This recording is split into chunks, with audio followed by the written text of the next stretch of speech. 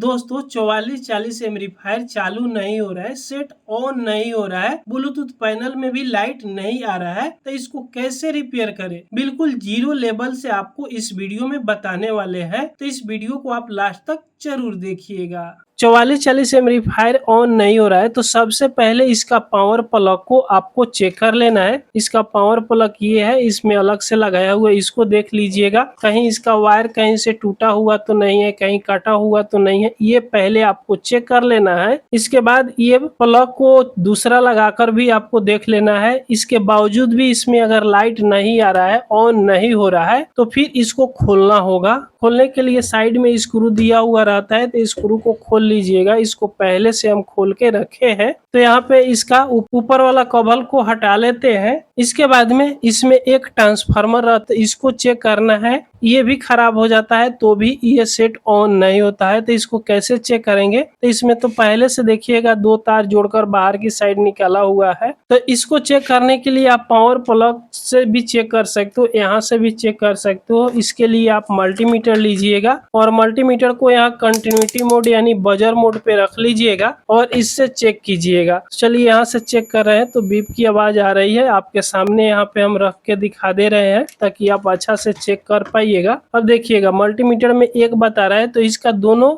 Terminal पे एक एक प्रोब को रखिएगा तो कुछ रीडिंग मिलना चाहिए, जो अभी रीडिंग इसमें मिल रहा है। तो इसका मतलब कि इसका ट्रांसफार्मर बिल्कुल ओके है, ट्रांसफार्मर खराब नहीं है। इसके आगे ट्रांसफार्मर की ये इनपुट को हमने चेक कर लिया, अब इसका आउटपुट को चेक करना है। आउटपुट में भी प्रॉब्लम आता है तो भी ये सेट ऑन नहीं होता है। तो यहाँ पे देखिएगा आउटपुट से इसके दो तार निकला हुआ रहता है, जो इसको तोड़कर यहाँ पे जोड़ा हुआ है पहले से भी, आप यहाँ पे क्लियर देख पाओगे। अगर आपके ट्रांसफार्मर में नहीं जोड़ा हुआ है तो आप यहाँ पे पहले नहीं तोड़िएगा, इसको यहाँ से सप्लाई चेक कीजिएगा। अगर सप्लाई यहाँ पे नहीं आ रहा है तो आप जाकर इसका स्टिकर को थोड़ा सा तोड़कर चेक कीजिएगा। तो चलिए इसमें पहले 220 वोल्ट का सप्लाई देते हैं और यहाँ डायोड पर चेक करेंगे कि डायोड तक सप्लाई आ रहा है कि नहीं। तो 220 वोल्ट यहाँ पे सप्लाई इनपुट करा देते हैं, सप्लाई इनपुट कर दिए। अब मल्टीमीटर को यहाँ AC 200 वोल्ट पर सेलेक्ट करना है, यहाँ पे सेलेक्ट कीजिएगा। अब यहाँ पे आपके सामने हम मल्टीमीटर रख दे रहे हैं। अब डायोड की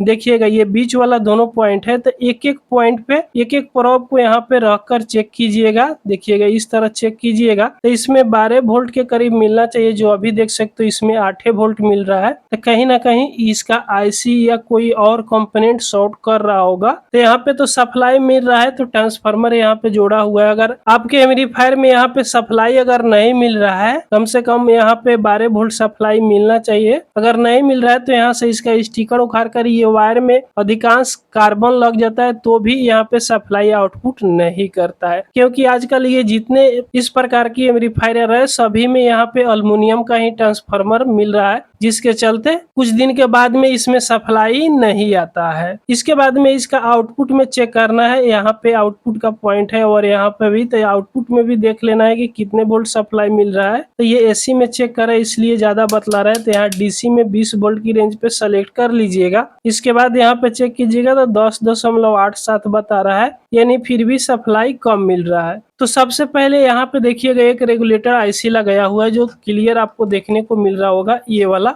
हम नजदीक से आपको दिखा दे, ये देखिएगा ये 7805 रेगुलेटर IC है। तो ये भी खराब हो जाता है ना, तो भी इसमें USB पैनल में लाइट नहीं आता है। तो इसको हल्का सा टच करके देखिएगा, अरे भाई ये इतना ज्यादा हीट हो रहा है कि सही से पकड़ा भी नहीं रहा है। यहाँ पे चलिए इस IC पे हम हल्का सा पेस्ट को लगा कर देखे, यहाँ पे देखिएगा हल्का सा पेस्ट ले लिए। अब इस पे रखेंगे तो ये पेस्ट को देखिए, यहाँ पे देखिएगा ये पूरी पिघला दे रहा है, यहाँ पे मेल्ट कर दे रहा है। यहाँ पे पेस्ट रख रहे हैं, इतना ज्यादा इसका हीट सिंक हीट हो गया है। तो कहीं ना कहीं इसका आउटपुट में प्रॉब्लम है। इसका जीनर डायोड भी यहाँ पे लगाया आउटपुट में रहता है, ये भी खराब हो सकता है। ये कैपेसिटर भी आउटपुट में रहता है, ये भी खराब हो सकता है। या डायरेक्ट ये USB पैनल भी खराब हो सकता है। तो सबसे पहले इसका USB पैनल में जो इसका दोनों तार इनपुट होता है, इसको आप यहाँ से निकाल दीजिएगा। अब यहाँ से इसका तार को निकाल दिए अब यहाँ पे आपको सप्लाई चेक करना है कि अब कितने वोल्ट इसमें मिल रहा है। तो पहले 10.87 मिल रहा था, तो अब इसको चेक करके यहाँ पे देख लेते हैं कि कितना मिल रहा है। तो अब आप मल्टीमीटर में देख सकते हो 12.83 वोल्ट मिल रहा है, यानी प्रॉपर वोल्ट यहाँ पे मिलने लगा, सप्लाई यहाँ पे पूरा मिल रहा है। तो ये तार हम निकाल दिए यूएसबी पैनल से, तो पूरा वोल्टेज मिल गया। और ये 7805 इतना ज्यादा हीट हो गया था कि हाथ से अभी भी इसको पकड़ने से नहीं पकड़ा रहा है। तो हो सकता है ये यूएसबी पैनल खराब हो, तो इसको चेक करने के लिए यहाँ पे आराम से इसको आप चेक कर सकते हो। यहाँ पे ध्यान से देखिएगा, इसका माइनस और प्लस की 2 पॉइंट है, तो इसको दोनों पॉइंट पर कंटिन्यूटी पहले चेक कर लेना है। तो मल्टीमीटर को यहाँ बजर मोड पे आप सेलेक्ट कीजिएगा और इसका दोनों पॉइंट पे आप चेक कर लीजिएगा। तो चलिए आपके सामने यहाँ पे हम मल्टीमीटर रख दे रहे हैं और क्लियर दिखाना चाहेंगे। अब यहाँ पे क्लियर आप देख पाओगे और इसके दोनों पॉइंट पे इस दोनों प्रोब को टच करके देखिएगा जैसे टच कर रहे हैं ना, तो यहाँ बीप की आवाज आ रही है। जो बीप की आवाज यहाँ पे नहीं मिलना चाहिए, इसका मतलब कि ये यूएसबी पैनल जो है ना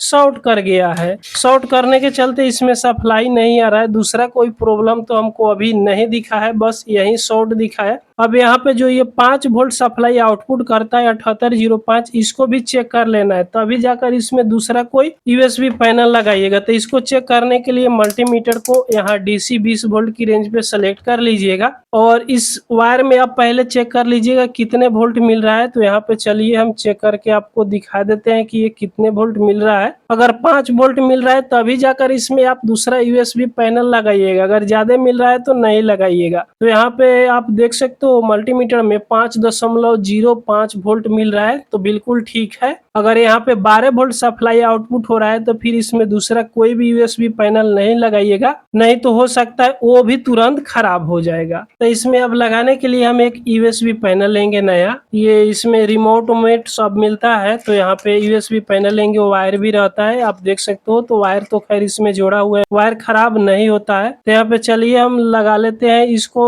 इनपुट वाला पॉइंट पे, इस तरह लगा दिए। जैसे लगाए देखिएगा यहाँ पे ये सेट ऑन हो गया, एफएन मोड में चालू हो गया। यहाँ पे क्लिक करके हम ऑक्स मोड, जो भी मोड इसमें दिया हुआ रहता है फैसिलिटी, यहाँ से क्लिक कर सकते हो। ब्लूटूथ मोड में भी ये चालू हो गया। तो दोस्तों देखिएगा बहुत आराम से इसका प्रॉब्लम को आप ठीक कर पाओगे, इस तरह आप एक एक पार्ट को चेक करके। तो ये सेट ऑन हो गया, बस इसमें आप सेट कर दीजिएगा, अब इसका प्रॉब्लम ठीक हो जाएगा। अब कोई भी दिक्कत नहीं होगा, साउंड तो इसमें आएगा ही, कोई दिक्कत नहीं होगा। ये यूएसबी सॉकेट खराबी इसलिए होता है कि इसमें कोई भी अगर मेमोरी कार्ड शॉर्ट लगाइएगा या पेन ड्राइव कोई शॉर्ट लगाइएगा ना, तब जाकर ये यूएसबी पैनल खराब हो जाता है। तो दोस्तों ये वीडियो आपको पसंद आई हो तो एक लाइक जरूर कर दीजिएगा। चैनल पर आप पहली बार आए हो तो सब्सक्राइब जरूर कर लीजिएगा। पूरा वीडियो देखने के लिए आपको बहुत बहुत धन्यवाद।